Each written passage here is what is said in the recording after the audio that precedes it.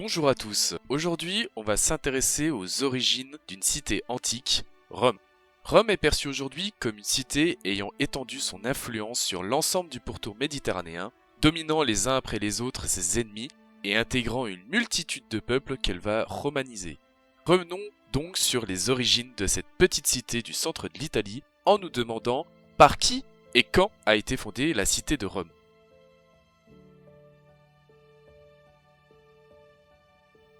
Au commencement de l'histoire romaine vers 750 avant notre ère, on trouve en Italie trois sortes de peuples. Les Étrusques au nord, les Italiotes au centre et les Grecs au sud de la péninsule. Ce sont tous des peuples indo-européens venus des grandes plaines d'Europe orientale. Au départ, ce sont des peuples tournés vers l'agriculture et l'élevage essentiellement. Ceux qui nous intéressent ici sont les Italiotes qui sont composés d'une multitude de peuples différents tels que les Ombriens, les Sabins, les Latins, les Volsques et les Samnites. Les Latins, comme vous l'aurez compris, sont ceux qui vont occuper ce qui sera appelé plus tard le Latium et qui fonderont la cité de Rome.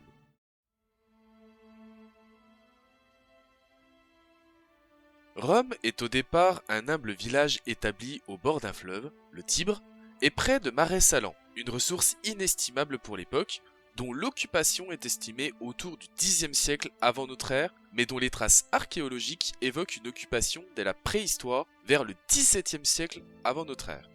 Elle est essentiellement peuplée d'Italiotes, de la tribu des Latins, puis passe sous la tutelle d'un roi étrusque.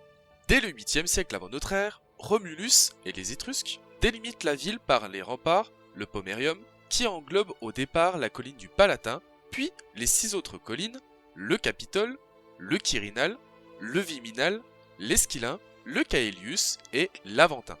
Le Palatin accueille les résidences royales dont le nom donnera le terme de palais.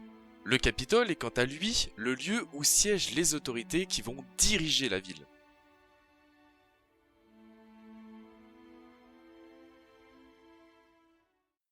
Les principales sources littéraires qui nous sont parvenues sont avant tout celles de Tite-Live, un historien romain du 1er siècle avant notre ère, et celle du poète Virgile.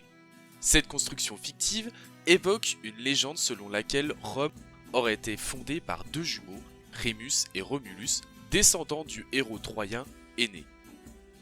Énée est un personnage homérique, fils de l'union entre le héros grec Anchis et de la déesse Aphrodite.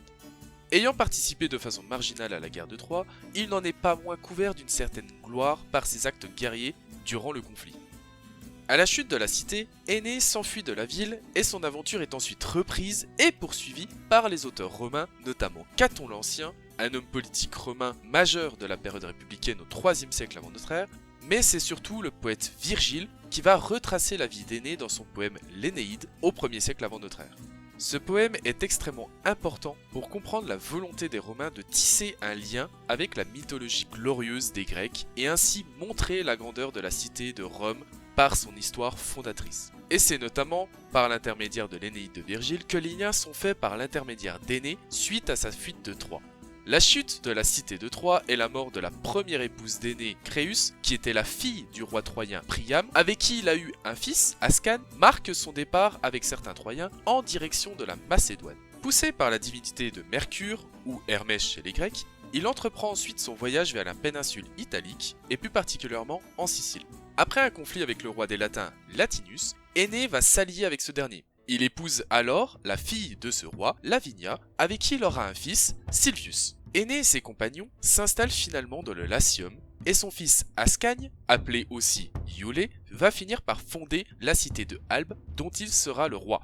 Et c'est à partir de cette dynastie d'Albe que le lien est tissé avec Énée, notamment dans le récit de Virgile, car Romulus et Rémus seraient justement les descendants d'Énée par leur mère Rhea Silvia, qui est une descendante des rois d'Albe, et donc du fils d'Énée, Ascagne, ou plus particulièrement appelé Iulier. Ce qui donnera l'une des plus illustres familles, les Julii, les gens de Julia, dont le membre le plus connu est évidemment Jules César. L'histoire des jumeaux Romulus et Rémus est à l'origine du mythe fondateur de Rome.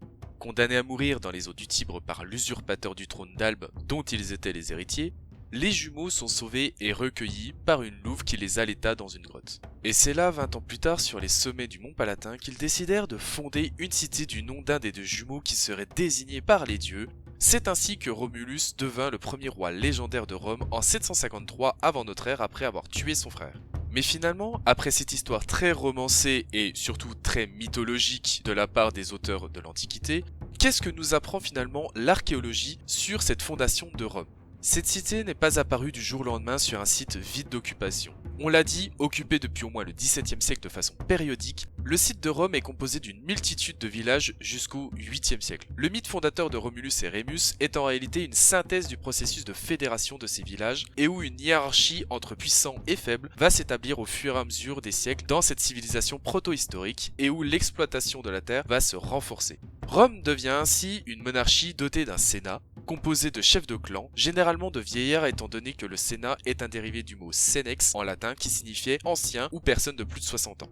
Et c'est justement avec ce conseil que Romulus nomma en 716 avant notre ère son successeur le Sabin Numa Pompilius. On a pu donc voir que la cité de Rome est avant tout un long processus d'agglomération des différents peuples du Latium, dont les Étrusques et les Sabins sont les plus connus.